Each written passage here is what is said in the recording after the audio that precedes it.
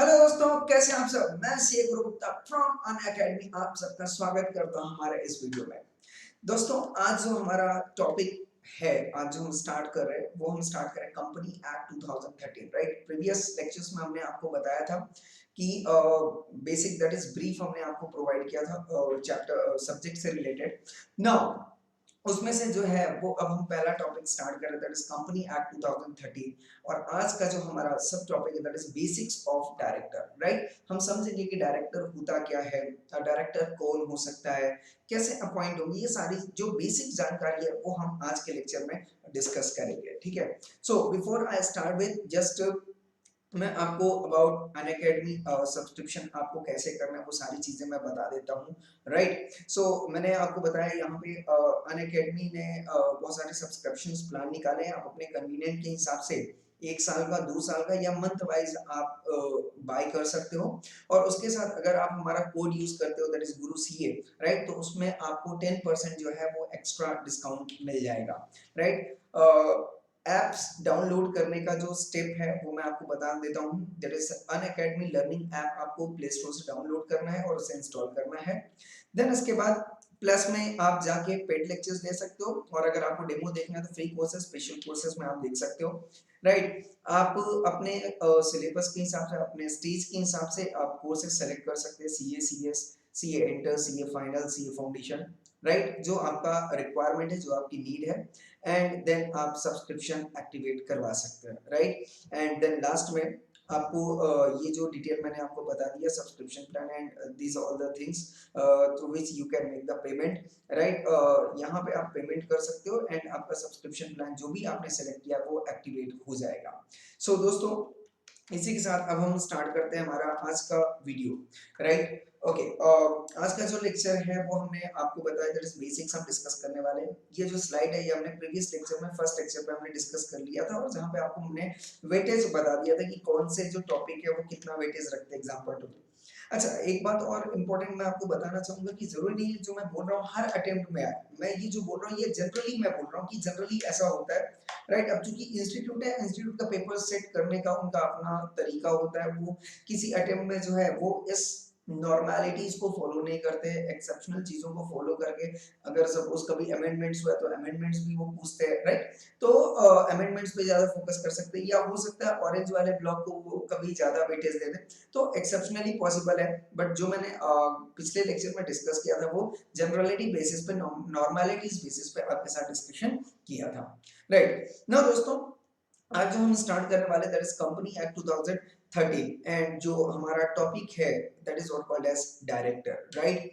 तो डायरेक्टर मैं स्टार्ट करूं बट बेसिक जानकारी आपको देना चाहूंगा, राइट? अच्छा, इस चैप्टर में सबसे इंपॉर्टेंट बात ये कि बहुत जगह पे फॉर्म्स यूज हुए हैं, तो स्टूडेंट्स को काफी टाइम पे मैक्सिमम लगता है कि how it is possible to remember each and every form, right? But मैं कोशिश कर रहा हूँ कि मैं आपको फॉर्म्स जो है, सेक्शंस जो है, उसके टाइटल्स जो है वो सेशन के दौरान ही याद करा सकूं। तो मैं यहाँ पे एक लिस्ट बनाया फॉर्म का पूरा, राइट? जो ये क्वालिफिकेशन अपॉइंटमेंट ऑफ डायरेक्टर वाले चैप्टर पे यूज हो रहा है। तो ये जो आप इतना तो दिमाग में फिट ही कर सकते हो कि अब ये जो फॉर्म्स है वो director 1 that is DIR 1 form से लेके डीआईआर 12 फॉर्म तक अवेलेबल है, राइट?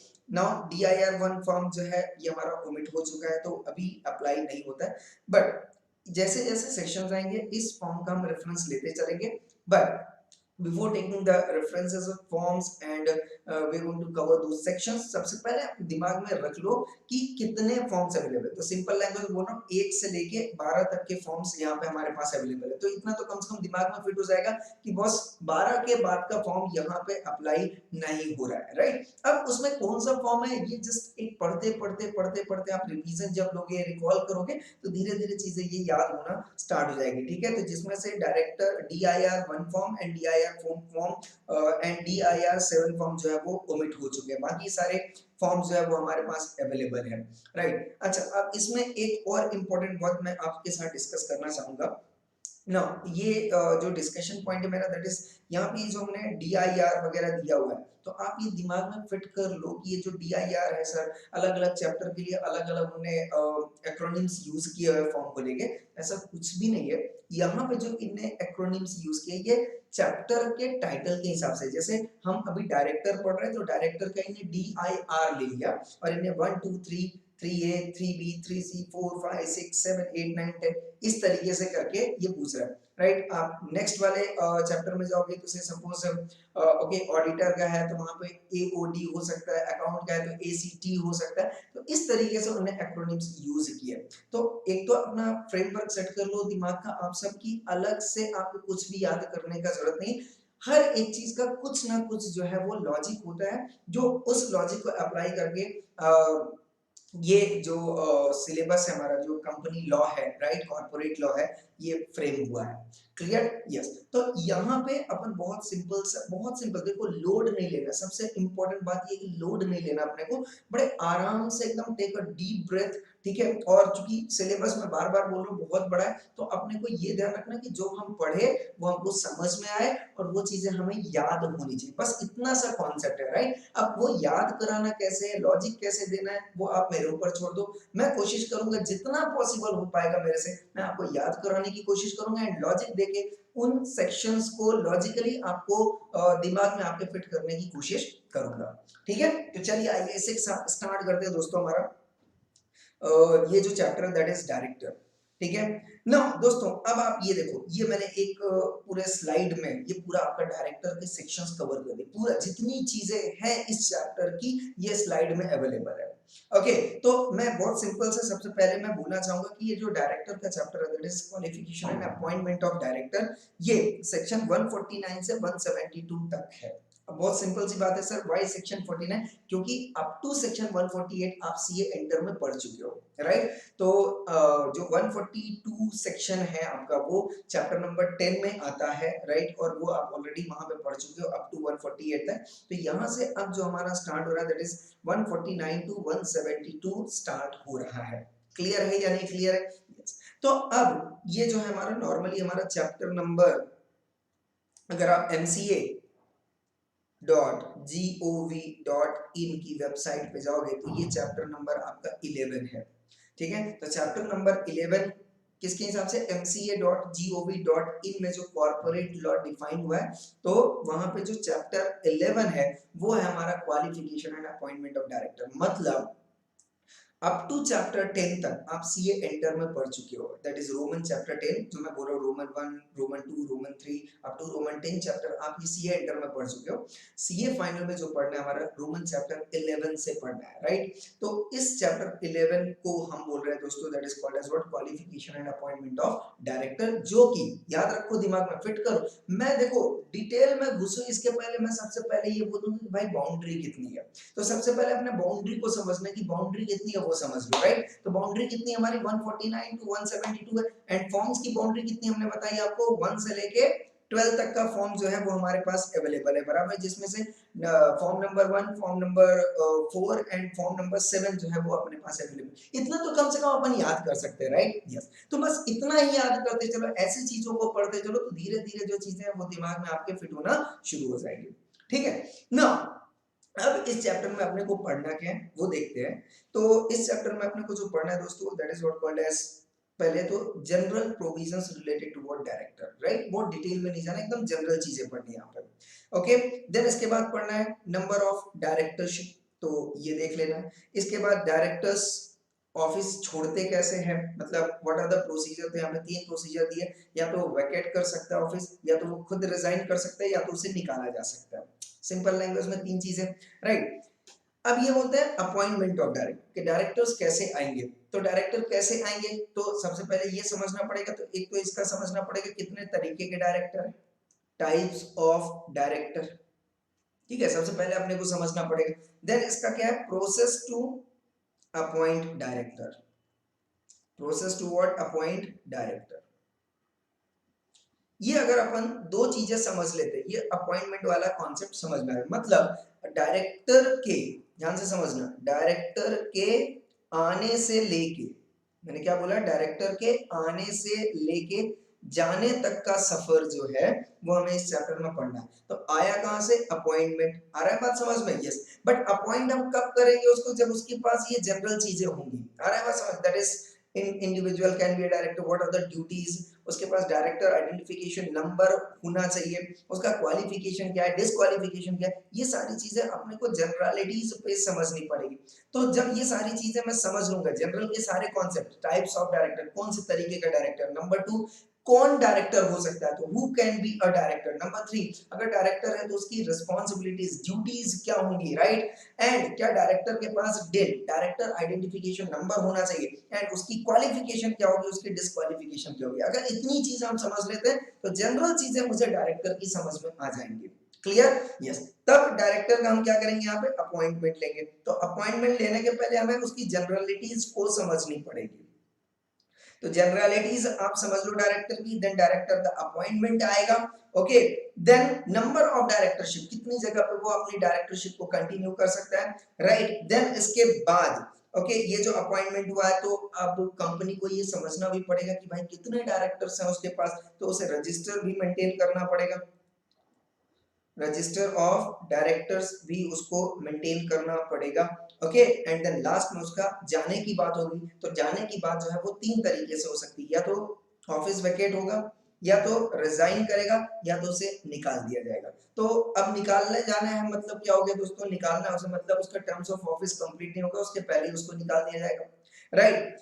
रेजिग्नेशन ऑफ डायरेक्टर, वो स्वेच्छा से, अपनी इच्छा से वो कंपनी छोड़ना चाहता है before expiry of terms of office, right. But vacation of office क्या होता है दोस्तों, वेकेशन ऑफ ऑफिस होता है इससे सपोज मान लो वो मर गया या डेथ हो गई उसकी, तो ऑफिस अपने आप वैकेट हो जाएगा, उसको हम कैजुअल वैकेंसी बोलते हैं, राइट। वैकेशन का और तरीका हो सकता है कि उसका टर्म्स ऑफ ऑफिस ही जो है वो एक्सपायर हो गया हो, तो उस केस में उसको अब जो ऑफिस है अपनी वैकेट करनी पड़ेगी, मतलब कुर्सी जो है अब वो छोड़नी पड़ेगी। मतलब एक में क्या करना है कि निकालने की बात होगी, भाई ऑफिस कंप्लीट नहीं हुआ, टर्म्स ऑफ ऑफिस कंप्लीट नहीं हुआ, आपको पहले ही निकाल दिया जाएगा। इसमें भी टर्म्स ऑफ ऑफिस कंप्लीट नहीं होगा बट आप रिजाइन कर सकते हो। तीसरा बोलता है यहाँ पे टर्म्स ऑफ ऑफिस कंप्लीट हो सकता है या आपकी डेथ हो सकती है, तो इस केस में आपका जो ऑफिस है, आपकी जो कुर्सी है वो वैकेट हो जाएगी। क्लियर है या नहीं क्लियर है? यस। तो दोस्तों आज का जो हम टॉपिक डिस्कस करने वाले हैं, राइट, वो सबसे पहले हम किस पे डिस्कस करने वाले हैं, जनरलिटीज पे डिस्कस करने वाले हैं। क्लियर? यस। और यहीं से हमारा सेक्शन भी शुरू होता है, that is called as what, section 149। Clear और नॉट क्लियर? यस। तो चलिए आ जाइए हम स्टार्ट करते हैं सबसे पहले सेक्शन 149 से। ओके, नाउ दोस्तों यहाँ पे अभी मैं देखो सेक्शंस की बात नहीं कर रहा हूँ, बेसिक आइडिया आपके साथ डिस्कस कर रहा हूँ, so that you can have what better understanding about the terminology, right. Now यहाँ पे जब मैं डायरेक्टर की बात करता हूँ दोस्तों, तो डायरेक्टर हमारे पास दो तरीके के होते हैं। जब भी हम डायरेक्टर्स को अपॉइंट कर रहे होते हैं तो डायरेक्टर्स दो तरीके के होते हैं, very very important. Number 1 is called as what, executive director, and number 2 is called as what, non executive director. दो तरीके के डायरेक्टर होते हैं, एक होता है एग्जीक्यूटिव डायरेक्टर, दूसरा होता है non executive director. Executive director को इनसाइड डायरेक्टर भी बोलते हैं, क्या बोलते हैं, इनसाइड डायरेक्टर भी बोलते हैं, and this is what called as outside director. जैसे एग्जांपल के तौर पे आप ऐसे समझ लो, जैसे कोई ऑर्गेनाइजेशन है, ठीक है, बैंक है, ठीक है, अब बैंक क्या करता है, ऑडिटर, चार्टर्ड अकाउंटेंट की जरूरत पड़ती है, तो अब वो चाहता है कि यार मैं प्रैक्टिसिंग चार्टर्ड अकाउंटेंट के पास की जो एज एन एम्प्लॉय ही मैं चार्टर्ड अकाउंटेंट को अपने ऑर्गेनाइजेशन में अपॉइंट कर लेता हूँ, राइट। तो now that chartered accountant is called as what, inside chartered accountant. Inside मतलब क्या हो गया, अब वो उसका एम्प्लॉय बन गया है। आ रहा है बात समझ, मतलब जैसे चार्टर्ड अकाउंटेंट एम्प्लॉय बना, तो ध्यान से समझना, वो उससे सैलरी लेगा सबसे पहली बात, और दूसरा जो है वो डे टू डे ऑपरेशन जो होंगे ऑर्गेनाइजेशन के वो काम करेगा, राइट। यस। क्या वो चार्टर्ड अकाउंटेंट जिसे आपने एज एन एम्प्लॉय अपॉइंट किया है, क्या वो उस फर्म का ऑडिट कर सकता है, ऑडिट कर सकता है, बट रिपोर्ट क्रिएट नहीं कर सकता, उस पे वो सिग्नेचर नहीं कर सकता, स्टैट्यूटरी ऑडिट नहीं कर सकता, सिर्फ वो डेली फंक्शन करेगा। मतलब अगर ऑडिट करना उसका डेली फंक्शन है तो वो ऑडिट कर सकता है, बट वो उस फर्म का जो है दैट इज कॉल्ड एज जो स्टैट्यूटरी ऑडिट है वो स्टैट्यूटरी ऑडिट नहीं कर सकता, क्योंकि उसकी इंडिपेंडेंसी जो है वो वहां पे अफेक्ट हो जाएगी। आ रहा है बात समझ में? यस। तो उसी तरीके से होता है दोस्तों एग्जीक्यूटिव डायरेक्टर। एग्जीक्यूटिव डायरेक्टर कौन से डायरेक्टर होते हैं, जो एज एन एम्प्लॉय ऑर्गेनाइजेशन में अपॉइंट होते हैं, एज एन एम्प्लॉय कंपनी में जो है वो अपॉइंट होते हैं। अदरवाइज दूसरे एंड पे बोलते हो non executive director. Non executive director वो डायरेक्टर होते हैं जो कंपनी के लिए एम्प्लॉय नहीं होते, बल्कि एक प्रोफेशनल कैपेसिटी के हिसाब से कंपनी में अपॉइंट किए जाते हैं, राइट। तो बेसिकली इन दोनों में डिफरेंस क्या होता है, आप यहाँ पे अगर देखो तो मैंने बोला एग्जीक्यूटिव डायरेक्टर जो है वो बेसिकली मैंने क्या बोला, एम्प्लॉयमेंट ऑफ कंपनी। तो they are in the employment of the company. उनको 12 आवर्स 12 मंथ्स 24 आवर्स, राइट, और जितने भी दिन है 365 days apart from holidays and जो भी उनका वर्किंग आवर्स, तो वर्किंग आवर्स से सपोज मान लो 8 टू 10 आवर्स है, ठीक है, 8 टू 10 आवर्स अपने ले लिए। तो जो भी चीजें होती है उसके हिसाब से उसे एज एन एम्प्लॉय ऑर्गेनाइजेशन ने अपॉइंट कर लिया है। ओके, नाउ ऐसे जो डायरेक्टर होते हैं, ध्यान से समझना, ऐसे जो डायरेक्टर होते हैं this called as what, whole time director और मैनेजिंग डायरेक्टर और मैनेजर्स, राइट। तो ये जो डायरेक्टर होते हैं they are covered as a whole time director और अ मैनेजिंग डायरेक्टर और अ मैनेजर। नाउ इनका बेसिक काम क्या होता है दोस्तों, since they are employ director hence they can not be appointed as an independent director, right. तो अभी मैंने बताया कि जैसे ऑडिटर की इंडिपेंडेंसी अफेक्ट हो सकती है, तो ऑडिटर वहां पे इंडिपेंडेंट नहीं हो सकता है, राइट। यहाँ पे उसी तरीके से डायरेक्टर जो है अपने हिसाब से डिसीजन नहीं ले सकता है, उसे कंपनी के फेवर में ही डिसीजन लेना पड़ेगा, जो उसके सीनियर्स उसको बोलेंगे वही करना पड़ेगा। मतलब यहाँ पे डायरेक्टर की जो इंडिपेंडेंसी है वो अफेक्ट हो जाएगी, मतलब इंडिपेंडेंट। तो एक हमारा type of director as in the companies act है जिसे हम इंडिपेंडेंट डायरेक्टर बोलते हैं। तो इंडिपेंडेंट डायरेक्टर को हम कभी भी एग्जीक्यूटिव डायरेक्टर नहीं बोलेंगे, क्योंकि it is always called as what, non executive director. क्योंकि इंडिपेंडेंट डायरेक्टर वो डायरेक्टर होता है दोस्तों जो अपनी इंडिपेंडेंसी को मेंटेन रखता है, अपने स्केप्टिसिज्म को मेंटेन रखता है, राइट, अपने डिसीजंस को, अपने जजमेंट को, अपने थॉट प्रोसेस को इंडिपेंडेंट रखता है। मतलब कंपनी का कितना भी प्रेशर हो उस पे, वो अपने डिसीजन को जो है वो अपने परफॉर्मेंस के हिसाब से, अपने ऑब्जर्वेशन और अपने एक्सपीरियंस के हिसाब से ही प्रोवाइड करेगा, राइट। तो ध्यान रखना एग्जीक्यूटिव डायरेक्टर कभी भी इंडिपेंडेंट डायरेक्टर नहीं होगा। मतलब whole time director, managing director, manager can not be treated as independent director. Okay, they are generally connected with your policy formulation. Obviously मैंने बताया डेली रूटीन का जो काम है, डेली अफेयर्स का जो काम है वो करेंगे।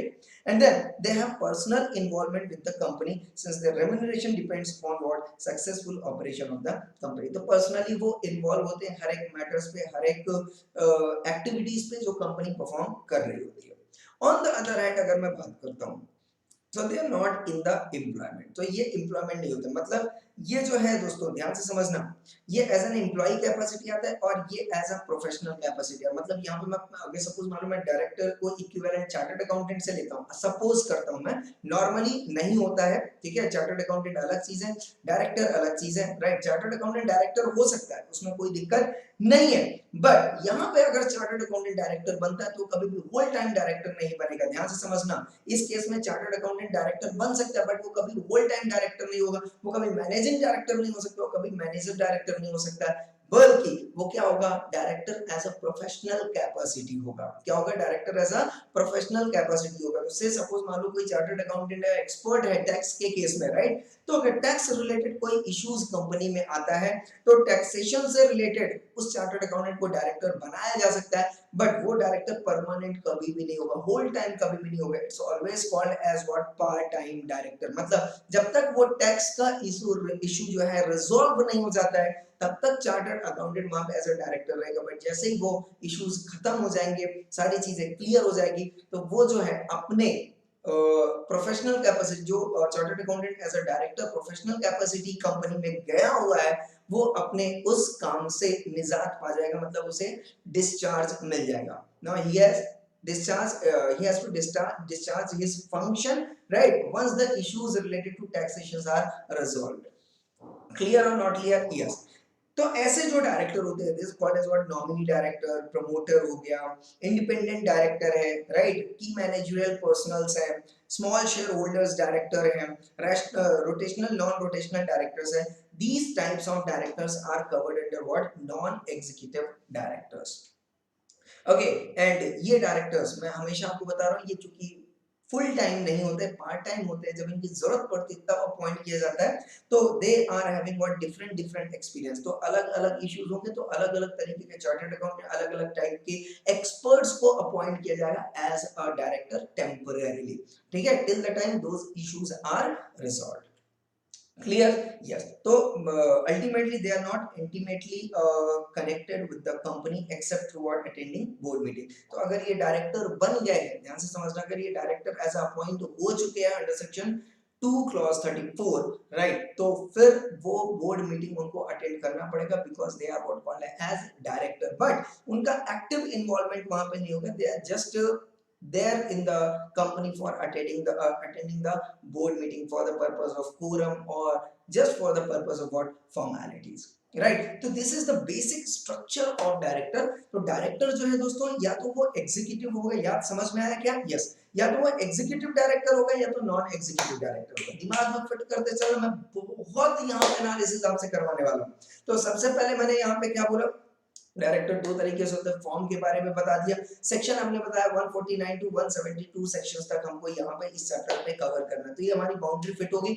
अब जितने भी डायरेक्टर हम डिस्कस करेंगे, चाहे वो मैनेजिंग डायरेक्टर हो, फुल टाइम डायरेक्टर हो, या तो मैनेजर हो, या तो नॉमिनी डायरेक्टर हो, प्रमोटर हो, SS that is small share holder director हो, रोटेशनल नॉन रोटेशनल डायरेक्टर, मतलब अब देखो आपको यहाँ पे टर्मिनोलॉजी दिमाग में धीरे धीरे आने लगेगी, आपका बाउंड्री भी फिट होता चल रहा है कि बॉस अपने को इस बाउंड्री के बाहर नहीं जाना, मतलब कोई भी डायरेक्टर अपने दिमाग में क्लिक कर जाएगा, साहब ये पार्ट टाइम डायरेक्टर, ये फुल टाइम डायरेक्टर, ये एग्जीक्यूटिव डायरेक्टर, ये नॉन एग्जीक्यूटिव डायरेक्टर।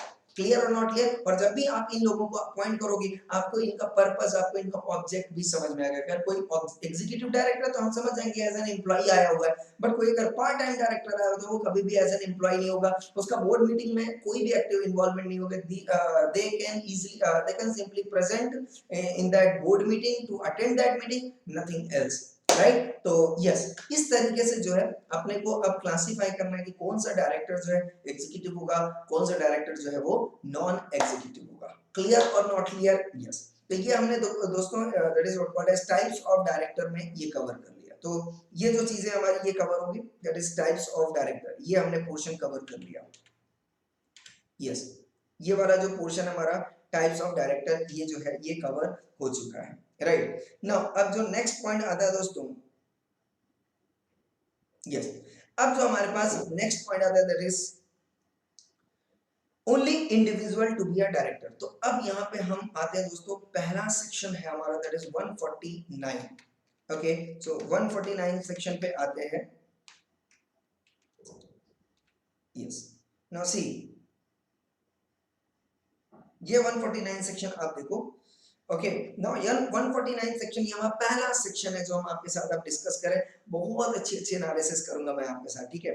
नाउ अब यहाँ पे सेक्शन क्या बोलता है 149, company to have got board of directors. Now ये बोलता है एवरी कंपनी, क्या बोल रहा है ये? Every company shall have a board of directors. मतलब क्या बोर्ड ऑफ डायरेक्टर्स, बोर्ड का होना मैंडेटरी है या डिस्क्रिशनरी? सबसे पहले ये बताओ। अगर सेक्शन आप पढ़ रहे हो और ये बोल रहा है every company shall have, shall have का मतलब क्या हो गया दोस्तों? यहाँ पे बोर्ड ऑफ डायरेक्टर्स का होना क्या है दोस्तों? मैंडेटरी काम है। यहाँ पे क्लियर? यस। तो आप यहीं पे जो आपके पास नोट्स हैं आपके पास, आप यहीं पे लिखते चलना, जो आपको क्रक्स में लिखाता हूँ, या जो भी एक हमारा थॉट प्रोसेस बनता है वो सेक्शन पे ही हम एनालाइज करते चलेंगे। तो एक सेक्शन से जितने भी एनालिसिस निकलेंगे वो आप एक जगह पे जॉट डाउन करते चलोगे, ठीक है? यस। तो अब मैं सबसे पहले शैल, इस शब्द से मुझे समझना है कि बोर्ड ऑफ डायरेक्टर्स का होना कंपनी में क्या है साहब? मैंडेटरी नहीं, इट्स नॉट मैंडेटरी है, डिस्क्रिशनरी नहीं है। अच्छा, अब दूसरी बात यही सेक्शन बोलता है every company. Now what do you mean by every company? अब अगर मैं एवरी कंपनी बोलता हूं तो आप अगर समझो, आप अगर कंपनी की बात करते हो दोस्तों, अगर आप कंपनी की बात करते हो तो कंपनी में बहुत सारी कंपनीज आती है। प्राइवेट कंपनी होती है, राइट? पब्लिक कंपनी होती है, ओके, देन इसके बाद गवर्नमेंट कंपनी होती है, ओके, देन इसके बाद होल्डिंग कंपनी है एंड उसकी सब्सिडरी कंपनी है, ओके, डोरमेंट कंपनी हो सकती है, बहुत सारी कंपनीज हो सकती है, ठीक है? तो आईएफएससी है, इंफ्रास्ट्रक्चर बेस्ड, ठीक है, प्राइवेट कंपनी, और यही जो है आईएफएससी जो है दैट इज यस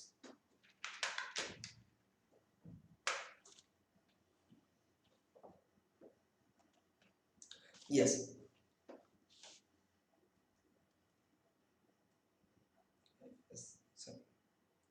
आईएफएससी जो है वो पब्लिक, ऐसे बहुत सारी कंपनीज जो है वो कंपनी एक्ट में इनकॉर्पोरेट होती है। तो अगर अपने को समझना पड़ेगा कंपनी का मतलब क्या होता है, तो यहाँ पे आप देखो मैंने सेक्शन 220 कंपनी ने डिफाइन किया हुआ है, means a company incorporated under this act. मतलब कोई भी कंपनी हो सकती है, ट्राई एंड अंडरस्टैंड।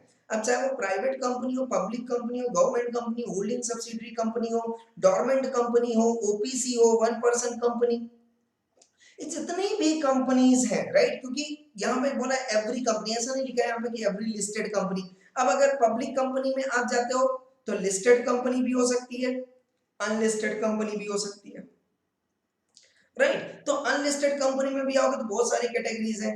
एक हो सकता है इसका पीएससी ग्रेटर देन 10 करोड़ हो, एक का हो सकता है पीएससी ग्रेटर देन, पीएससी मतलब हो गया paid up share capital, right, 100 crore हो, ठीक है। एंड टर्नओवर अगर मैं बात करूं, ठीक है, तो टर्नओवर का भी यहाँ पे कंडीशंस दिया होता है, कोई बोलेगा 300 करोड़ के ऊपर है, कोई बोलेगा 50 करोड़ के ऊपर है। तो इस तरीके से जो कैटेगराइज की गई है कंपनी, राइट ना। अब ये बोलते हैं सर कौन सी कंपनी, अपने को समझना पड़ेगा। तो अब इस कंपनी का जो एनालिसिस है अपने को ये समझना पड़ेगा कि कौन सी कंपनी को ये जो है सेक्शन 149 अप्लाई होता है। और भी एक कंपनी आती है that is called as section 8 company, अगर आपने नाम सुना हो। सेक्शन 8 कंपनी मतलब क्या होगी, नॉन प्रॉफिट ऑर्गेनाइजेशन, जो पर्टिकुलर प्रॉफिट के लिए नहीं बनी है। तो अब जब इतनी सारी कंपनीज आती हैं तो आपको कैसे समझ में आएगा कि सेक्शन 149 जो है किस किस कंपनी को अप्लाई हो रहा है। तो फॉर द टाइम बिंग के लिए तो मैं ये समझ लेता हूँ कि भाई ये सारी कंपनी को अप्लाई होता है। अभी चूंकि सिर्फ इतनी सी बात करो एवरी कंपनी, तो मैं मान लेता हूँ कोई भी कंपनी,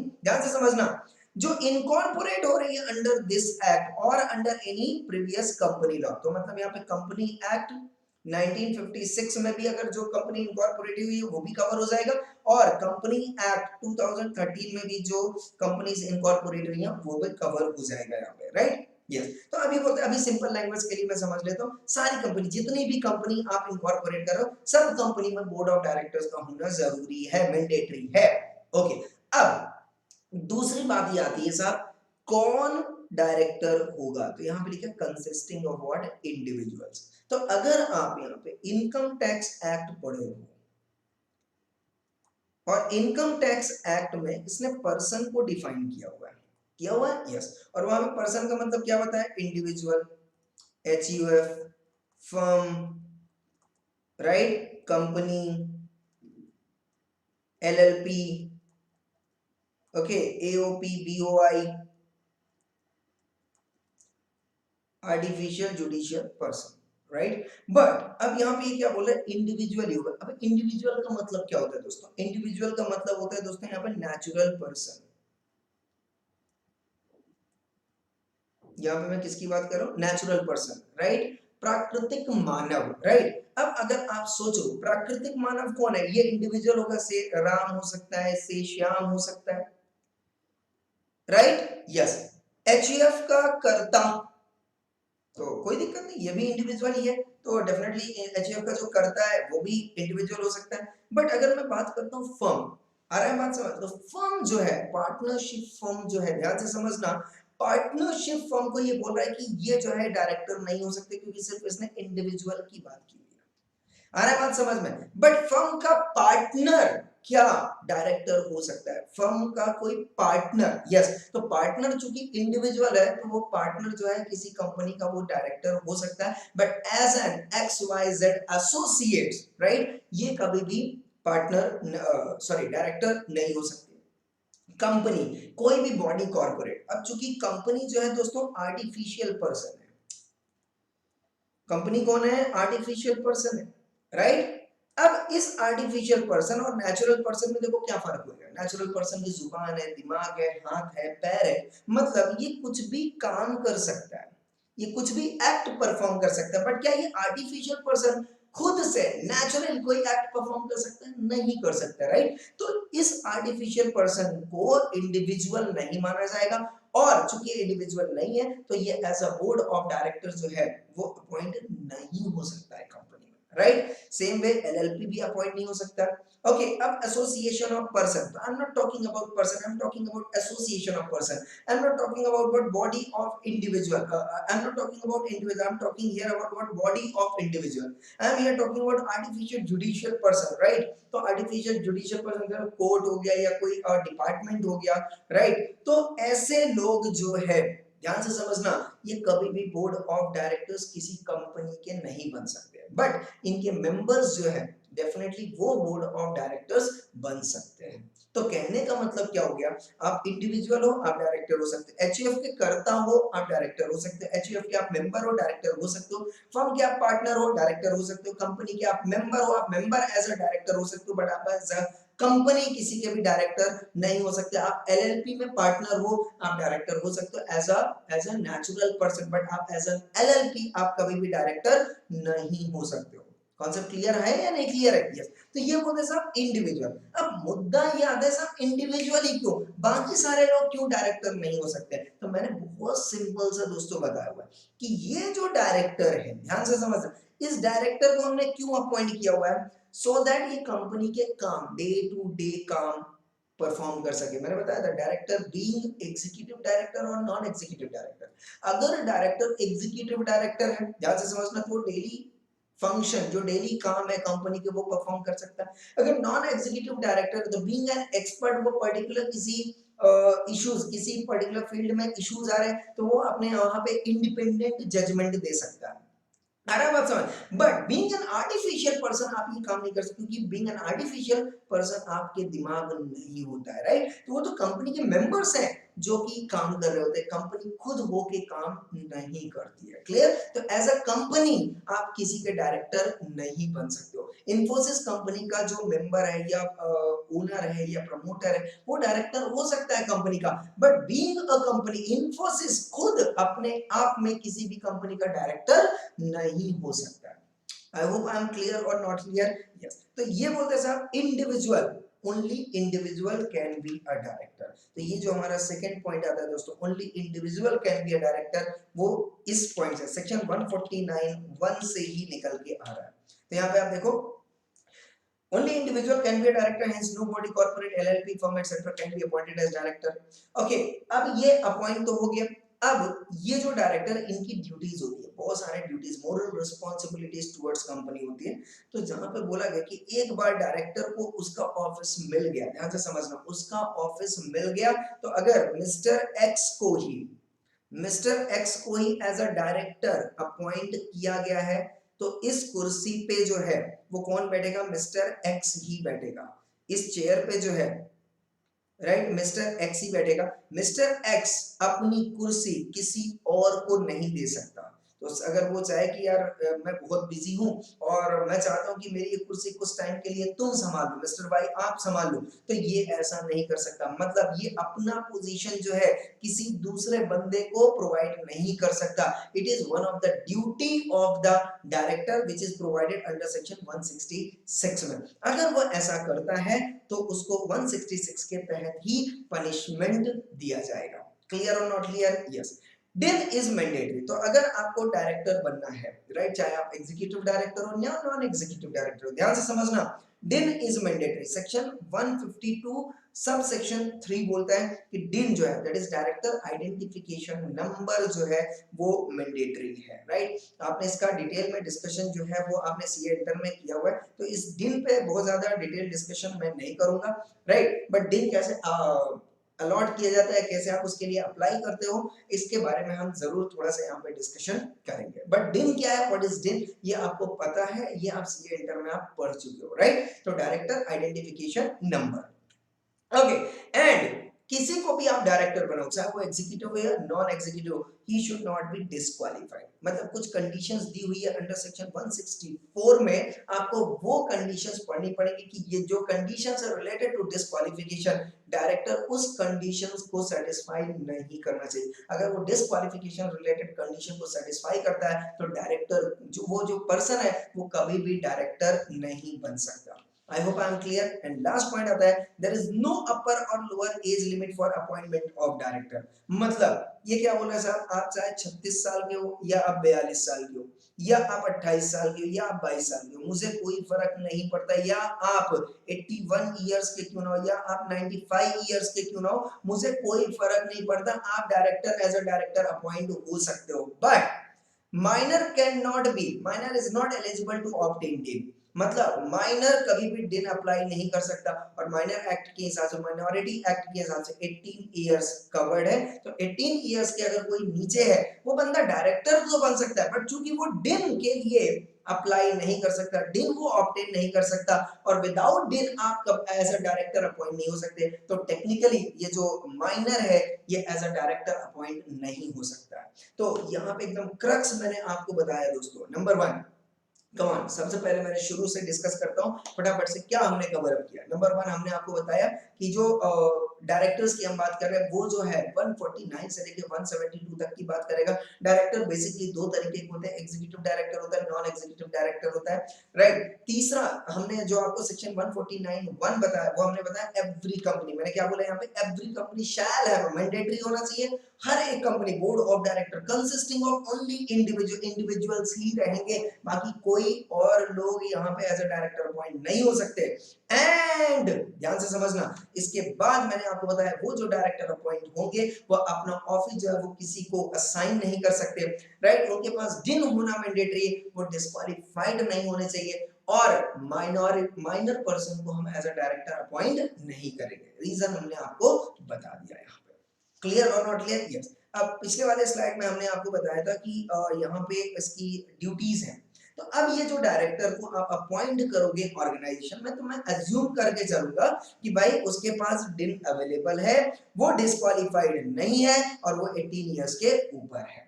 कॉन्सेप्ट क्लियर है या नहीं क्लियर है? यस। तो यहाँ पे मैं बहुत सिंपल लैंग्वेज में आपको बताते चल रहा हूँ, राइट। देन इसके बाद अब जब ये डायरेक्टर अपॉइंट हो जाएगी, मतलब जिसके पास डिन हो, जिसके पास जो डिस्क्वालिफाइड ना हो, जो 18 इयर्स के ऊपर हो, राइट। अगर ये बंदा ऑर्गेनाइजेशन में एज अ डायरेक्टर अपॉइंट होता है तो 166, ध्यान से समझना, मैं 149 आपको बताया, 149 से आपको 166 पे ले जा रहा हूँ और इसकी पूरी ड्यूटीज आपको बता रहा हूँ। क्या बोल रहा हूँ मैं, जब भी डायरेक्टर ऑर्गेनाइजेशन में आएगा दोस्तों, ध्यान से समझना, duty to act as per AOA, मतलब आर्टिकल्स जैसा जैसा मैंने आपने सीए इंटर में पढ़ा हुआ है, हर एक कंपनी का क्या होता है दोस्तों, एमओए एंड एओए होता है, राइट। तो एमओए क्या है, 8 क्लॉजेस वहां पे होते हैं, कैपिटल से रिलेटेड, ऑब्जेक्ट से रिलेटेड, वो सारे नेम क्लॉज होता है, वो सारी चीजें वहां पे होती है। बट कंपनी को क्या क्या करना है, उसके जो मेमोरेंडम ऑफ एसोसिएशन है, जो एमओए ने ऑब्जेक्टिव क्लॉज बनाया, तो उस ऑब्जेक्ट क्लॉज को ध्यान में रखते हुए आप अपना ईओए बनाओगे। तो जितने भी आप एक्ट, जितने भी आप फंक्शंस वहां पे आप लिखोगे आर्टिकल्स के अंदर, वो कभी भी अल्ट्रा वायर्स नहीं होने चाहिए, राइट। तो जितनी चीजें एओए, तो एओए ने क्या किया, ध्यान से समझना, ये देखो ये रहा एमओए, एमओए में ऑब्जेक्ट हमने बना दिया, तो इस ऑब्जेक्ट को मद्देनजर रखते हुए एओए बना जाएगा। आ रहा है बात समझ में? यस। तो now this is what called as AOA, and this becomes what, boundary, this becomes what, boundary.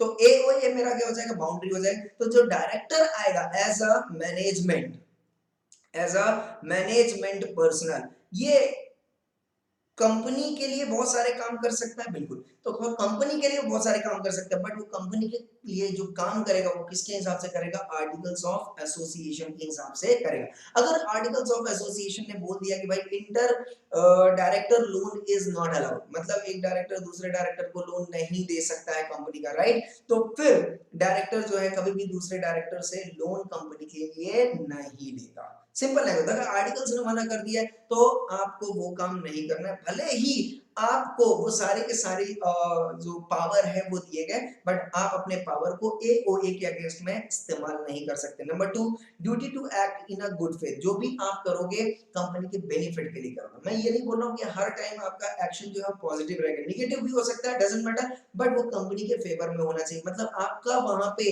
कोई भी पर्सनल बेनिफिट के कारण आप कोई भी काम नहीं करोगे।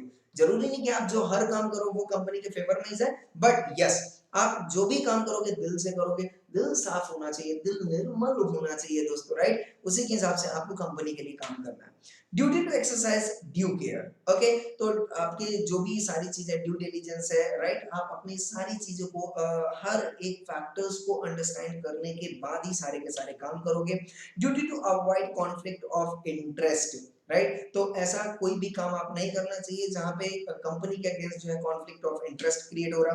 Duty not to make any undue gain. अब चूंकि आपको मैंने कंपनी से रिलेटेड सारे पावर्स दे दिए, तो उस पावर का आप गलत इस्तेमाल नहीं करना चाहिए पर्सनल बेनिफिट के लिए। And duty not to assign his office. ये मैंने अभी अभी बता दिया कि आप अपना ऑफिस जो है किसी दूसरे पर्सन को असाइन नहीं कर सकते हो, और अगर आप असाइन करोगे तो आपको सेक्शन 166 के तहत जो है वो पनिशमेंट मिलेगी दोस्तों। क्लियर और नॉट क्लियर? यस। तो यहाँ पे अगर मैं सिंपल बोलता हूँ, ओके, तो यहाँ पे अगर मैं सेक्शन 166 की अगर मैं बात करता हूँ, तो यहाँ पे मैं आपको दिखा सकता हूँ।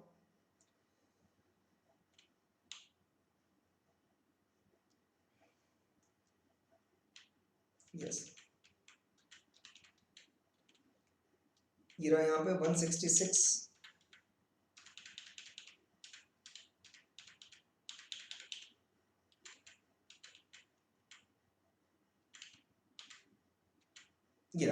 ड्यूटीज ऑफ डायरेक्टर अगर आप यहाँ पे देखोगे तो वो सारी चीजें मैंने आपको समरी में बता दिया। दैट इज, यस, पहला जो है वो आप एओए के हिसाब से काम करोगे। ओके, दूसरा जो काम है गुड फेथ में होना चाहिए, राइट? जो भी आपका ऑब्जेक्ट क्लॉज में जो भी आपने ऑब्जेक्ट डिफाइन किया वो सारी चीजें होनी चाहिए। ड्यूटीज जो है ड्यू एंड रीजनेबल केयर के साथ करना है, मतलब आप अपना पूरा स्केप्टिसिज्म, पूरा नॉलेज, एक्सपीरियंस जो है वो गुड फेथ में आप अप्लाई करोगे। देन इसके बाद a director of company shall not involved in a situation in which he may have a direct or indirect interest that conflicts or possibly may conflict with the interest of the company। तो आप ऐसा कोई भी काम नहीं करोगे कि company के ऑब्जेक्ट से जो है आपके एक्ट या आपके फंक्शन जो है वो कॉन्फ्लिक्ट क्रिएट करे। क्लियर? यस। फिफ्थ पॉइंट आता है शैल नॉट अचीव और attempt to achieve any undue gain और एडवांटेज। आप अपना पर्सनल फायदा नहीं देखोगे, अगर ऐसा कुछ होता है तो you shall be liable to pay an amount equal to that gain of the company. तो अगर आप कोई भी काम करते हो, ध्यान से समझना, अगर आप कोई भी काम करते हो और आपको अगर फायदा उस काम से 40 लाख रुपए का हुआ है, राइट? तो अब वो क्या था? अनड्यू गेन था जो आपने अचीव किया, right, by utilising the power given by the company. तो ऐसा अगर कोई भी रॉन्गफुल गेन आप अचीव करते हो तो वो आपको कंपनी को एज अ पेनल्टी फिर वापस करना पड़ेगा, राइट? तो if such director is found guilty of making any undue gain he shall be liable to pay an amount equal to the gain to the company। तो किसी police वाले को नहीं देना, एफआईआर वगैरह गवर्नमेंट को नहीं देना। तो एज अ कंपनसेशन ही अगर वो जो भी आपका फायदा, कुल मिला के आपने अगर कोई भी चीज अपने फायदे के लिए इस्तेमाल की तो वो जितना भी फायदा हुआ है दोस्तों वो आपको कंपनी को रिटर्न करना पड़ेगा, right? And he can not assign his office. अगर वो ऐसा करता है तो जो पेनाल्टी है दोस्तों, ध्यान से समझना, मतलब very very important, I am telling you, in this case अगर डायरेक्टर ने कोई भी अनड्यू गेन किया हुआ है, अनड्यू गेन किया हुआ है, तो उसको यहाँ पे दो चीजें पे करनी पड़ेगी। तो कंपनसेशन पे करना पड़ेगा, राइट? रॉन्गफुल गेन जितना भी हुआ है उसको ये कंपनी को पे करना पड़ेगा। किसको पे करना पड़ेगा? कंपनी को। और उसके साथ साथ उसको पेनाल्टी भी पे करनी पड़ेगी। ध्यान से समझना, पेनाल्टी अंडर सेक्शन 166 पे करनी पड़ेगी, राइट? यस। और ये पेनाल्टी कितनी रहेगी दोस्तों? That is not less than ₹1 lakh. तो मिनिमम उसको 1 लाख पे करना पड़ेगा और मैक्सिमम वो जो है 5 लाख तक जा सकता है। आई hope I am clear, yes. तो इस केस में फिफ्थ वाला पॉइंट जो है, इसमें अगर आपको कोई भी अनड्यू एडवांटेज होता है, कोई भी आप काम करते हो अनड्यू एडवांटेज होता है, तो ये आपको अनड्यू एडवांटेज जो हुआ है ये कंपनी को रिटर्न करना पड़ेगा एंड गवर्नमेंट को एज अ पेनल्टी आपको पे करना पड़ेगा। Minimum 1 lakh rupees, maximum 5 lakh rupees. आगे बात समझ में? यस। तो ये वाली जो पेनल्टी मिनिमम 1 लाख 5 लाख ये हर एक के लिए अप्लाई होगी। आप यहाँ पे कुछ भी अगर काम करोगे, आर्टिकल्स के बियॉन्ड जाके काम करोगे, आप अगेंस्ट द ऑब्जेक्ट काम करोगे, या आपने रीजनेबल केयर वगैरह सारी चीजें नहीं देखी है, आपकी इंडिपेंडेंसी अफेक्ट हुई है, आपने कॉम्प्रोमाइज किया है, कुछ भी आपने अगर किया है, तो ये 1 लाख टू 5 लाख की पेनल्टी आपको वहां पे पे करनी पड़ेगी। और उसकी वजह से अगर आपको कोई अनड्यू एडवांटेज हुआ है, तो जितना अनड्यू एडवांटेज हुआ है वो भी आपको कंपनी को रिटर्न करना पड़ेगा। तो ये कंपनी को देना पड़ेगा और ये जो है दोस्तों गवर्नमेंट को पे करना पड़ेगा आपको। आई होप आई एम क्लियर और नॉट क्लियर? बोलो जरा फटाफट से यस और नो। यस, पक्की बात है? यस। तो this is the duties of director. I hope I am clear? Yes. No दोस्तों, अब इंपॉर्टेंट बात ये आती है, ओके नाउ, यस, ये duties of director under section 166 हो गया। नाउ अब ये हम डिन की थोड़ी सी बात कर लेते हैं, राइट। नाउ अब जैसा मैंने बोला डायरेक्टर के पास देखो डिन होना चाहिए। अब ये देखो ये आपको बहुत जल्दी जल्दी लिंक लगेगा। लिंक क्यों लगेगा? क्योंकि वो मैंने आपको लिमिट बाउंड्रीज बता दी। ये डायरेक्टर इंडिविजुअल होना चाहिए, उसके पास डिन होना चाहिए, राइट। उसके जो ड्यूटीज है वो उसको ड्यूटीज फॉलो करना चाहिए। तो अब यहाँ पे अगर डायरेक्टर आइडेंटिफिकेशन नंबर की बात करता हूं मैं, तो सेक्शन 152 का सब सेक्शन 3 अप्लाई करना है आपको, जो कि बोलता है डिन बाई मैंडेटरी है। तो 152(3) ने क्या बोला कि डिन इज मैंडेटरी, डिन इज मैंडेटरी, ठीक है भाई। तो 152(3) ने बोल दिया डिन इज मैंडेटरी। तो 153 बोलता है हाउ टू ऑब्टेन डिन, हाउ टू ऑब्टेन डिन। तो अब ये जो पूरा प्रोसेस है दोस्तों वो 153 में। तो ये बहुत सिंपल है, यहाँ पे मैं जस्ट क्रक्स बताऊंगा, बाकी डिटेल में जो है वो हम डिस्कस बाद में करेंगे कि कौन से फॉर्म भरे जाते हैं, किसको एप्लीकेशन करना है। सिंपल है दोस्तों। अभी जस्ट एक अपन इसका फ्रेमवर्क बनाते हैं कि सबसे पहले जिसको भी डिन चाहिए वो सबसे पहले अप्लाई करेगा, एप्लीकेशन भेजेगा, जो कि एप्लीकेशन जाएगा, मैंने बता दिया पूरा प्रोसेस 153 में, बट यहाँ पे रूल 9 भी अप्लाई हो जाएगा, that is appointment and qualification of director rules appoint यहाँ पे हो जाएगा। देन इसके बाद जो है उसको डिन अलॉट हो जाएगा। ओके, तो डिन अलॉट 154 के हिसाब से होगा, रेड विद रूल 10। तो यहाँ पे देखो रूल 9 भी साथ साथ चल रहा है, मैंने बोला एक्ट एंड रूल ये साथ साथ चलेंगे, ठीक है। चैप्टर 10 जो है कंपनीज एक्ट का अप्लाई हो जाएगा एंड चैप्टर 10 ही जो है दैट इज रूल का भी, कंपनी रूल्स का भी यहाँ पे अप्लाई हो जाएगा, ठीक है। तो यहाँ पे रूल 9 रूल 10 चलेगा। इसके बाद ये बोलता है 155 सेक्शन बोलता है कि आप एक से ज्यादा डिन नहीं ले सकते, मतलब वन डायरेक्टर के पास एक ही डिन होना चाहिए, एक डायरेक्टर एक डिन, 1-to-1 मैपिंग होना चाहिए। तो ये बात करता है 155। ओके, देन इसके बाद जैसे ही उसको डिन मिला है, ध्यान से समझना, intimation of DIN by director to the company, तो जैसे ही उसको डिन ऑब्टेन होता है तो वो उसकी इंटीमेशन जो है वो किसको दे देगा दोस्तों? कंपनी को दे देगा। जैसे ही कंपनी को ये इंफॉर्मेशन मिलेगी कि इसको डिन मिल गया, ये डायरेक्टर को डिन मिल गया, तो ये इंफॉर्मेशन जो कंपनी है वो किसको दे देगा? रजिस्ट्रार को दे देगा, दैट इज आरओसी को। क्लियर और नॉट क्लियर? यस। देन इसके बाद आता है दोस्तों ऑब्लिगेशन टू इंडिकेट। अब वो जो भी काम करेगा, जैसा भी काम करता है, उसको अपना डिन नंबर जो है वो हर जगह पे दिखाना पड़ेगा। It is just called as user ID. आप इसको ऐसे समझ सकते हो कि डायरेक्टर आइडेंटिफिकेशन नंबर, जैसे यूजर आईडी होता है वैसे डायरेक्टर आइडेंटिफिकेशन नंबर है, राइट। अब ये बोलता है साहब पेनल्टी लगेगी अंडर सेक्शन 159। तो यहाँ पे आप देखो 153, 152, 153, 154, 155, 156, 157, 158 एंड 159। 159 की जो पेनल्टी लग रही है दोस्तों वो 152, 155 एंड 156 अगर आप कंप्लाई नहीं कर रहे। मतलब 152 क्या हो? अब देखो ये आपको यहाँ से ऐसे ही समझ में आएगा जल्दी जल्दी। 152 कहाँ पे अप्लाई हो रहा था? ये 152 अगर आप कॉन्ट्रावेन करते हो, आप 152 को फॉलो नहीं करते। नंबर 2 बोलता है 155, मतलब आप एक से ज्यादा डिन ले लेते हो। ऐसे आप पढ़ोगे ना तो आपको फटाफट चीजें जो है वो याद होना शुरू। डिटेल में अंदर जाके अपन बाद में देखें, बट सबसे पहले आप अपनी बाउंड्री क्रिएट कर लो कि बॉस ये बाउंड्री है मेरी, राइट। तो 155 मतलब क्या हो गया? Prohibition to obtain more than, मतलब एक दिन से ज्यादा। एंड 156 ने क्या बोल दिया साहब? आपने, डायरेक्टर ने कंपनी को इंटीमेट नहीं किया। कंपनी ने आरओसी को इंटीमेट किया, उससे कोई मतलब नहीं अपने को, बट डायरेक्टर ने कंपनी को जो है वो इंटीमेट करना चाहिए कि भाई मुझे डिन जो है वो मिल चुका है। क्लियर और नॉट क्लियर? यस। तो यहाँ पे ये पेनाल्टी की बात हो जाए। अपार्ट फ्रॉम दैट तीन चीजें जो है ये सिर्फ रूल्स बताएंगे, यहाँ पे सेक्शन से रिलेटेड कोई चीजें नहीं। तो सेक्शन से रिलेटेड सिर्फ यहाँ से लेके यहाँ तक चीजें डिन से मतलब 152, 153, 154, 155, 156, 157 एंड 158 एंड 159 तक ये पूरा सेक्शन है। एंड अपार्ट फ्रॉम दैट तीन चीजें, अगर आपको डिन सरेंडर करना है, डीएक्टिवेट करना है, कैंसिल करना है, तो आप रूल 11 अप्लाई कर लो। ओके, इंटीमेशन ऑफ चेंजेस, अगर उसमें डिन में कुछ चेंजेस करने हैं, राइट, उसके पर्टिकुलर्स हो सकता है चेंज, पहले आप सिंगल हो, अभी आप मैरिड हो गए हो, आपका नाम से सपोज लड़कियों के केस में नॉर्मली होता है शादी के बाद उनके नाम चेंज हो जाते हैं, तो उनके पर्टिकुलर चेंज करने की जरूरत पड़ती है, तो आप रूल 12 अप्लाई करके आप डील में चेंजेस कर सकते हो, राइट। एंड डायरेक्टर्स का जो केवाईसी है, मतलब उसका डेट ऑफ बर्थ, उसका name,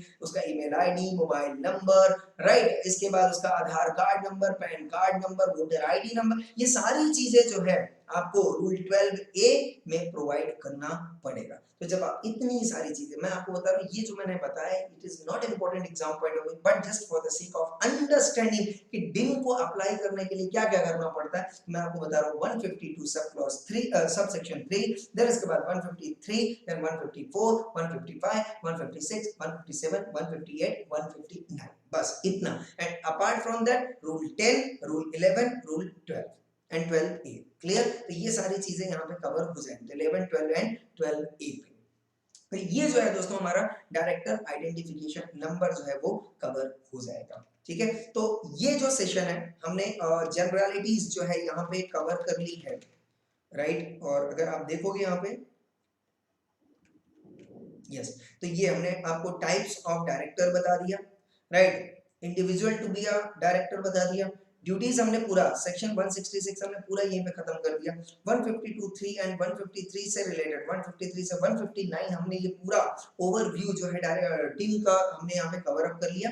and then qualification and जो डिस्क्वालिफिकेशन है जो 164 दिया गया, ये थोड़ा सा लेंथी सेक्शन है, इसको हम डिटेल में डिस्कस करेंगे कि क्या क्या क्वालिफिकेशन हो सकता होते हैं डायरेक्टर के, एंड क्या क्या चीजें उसे नहीं करना चाहिए, अगर वो करता है तो वो डिस्क्वालीफाई हो जाता है। वो सारी चीजें हम सेक्शन 164 में पढ़ेंगे, राइट। तो जैसे ही हम क्वालिफिकेशन और डिस्क्वालिफिकेशन ऑफ डायरेक्टर पढ़ेंगे, जो कि हम ऑब्वियसली नेक्स्ट सेशन में हम यही पढ़ेंगे, दैट इज 164, सेक्शन 164 हम डिस्कस करेंगे लेक्चर नंबर 3 में हमारे, जहां पे हमको समझ में आ जाएगा what are the qualification and disqualification related to director, right. इसके बाद हम आ जाएंगे दोस्तों यहाँ पे अपॉइंटमेंट में, राइट। तो कैसे कितने तरीके के डायरेक्टर्स होते हैं, उनको कैसे अपॉइंट करना, व्हाट आर द प्रोसेस, ये डिस्कस करेंगे। फिर डिस्कस करेंगे नंबर ऑफ डायरेक्टर्स कितने होते हैं, ये सारी चीजें डिस्कस होंगी। देन इसके बाद किस तरीके से इनको ऑफिस छोड़ने का प्रोसेस है, वो सारी चीजें यहाँ पे डिस्कस होंगी। एंड उन डायरेक्टर्स का जो रजिस्टर है वो इस सेक्शंस में वो हम डिस्कस करेंगे, दैट इज सेक्शन 170, 171 एंड 172 से रिलेटेड। और इसी के साथ हमारा ये जो पूरा का पूरा चैप्टर है कंप्लीट हो जाएगा। क्लियर और नॉट क्लियर? और आप मेरे को बताओ यहाँ पे, अगर आप खुद फील करो, हमने जो भी पढ़ा यहाँ पे, जो भी 1 घंटे में आपको बताया मैंने, गारंटेड बोल रहा हूँ आपके दिमाग से नहीं जाएगा, राइट। तो आपको इस तरीके से पढ़ना है कि आप पढ़ो, समझो और वो आपके दिमाग में रिटेन भी रहे। क्लियर है? अब ये रिटेन जो अभी मैंने किया ये भूल ना जाए, इसके लिए अपने को क्या करना है, रिवीजन करते रहना है। क्लियर और नॉट क्लियर दोस्तों? यस। तो यहीं पे हम इन चीजों को स्टॉप करेंगे, राइट। और बाकी सारी जो चीजें हैं वो हम नेक्स्ट लेक्चर पे जो है वो डिस्कस करेंगे। ठीक है, तो यहाँ पे मैं आपसे इजाजत चाहूंगा।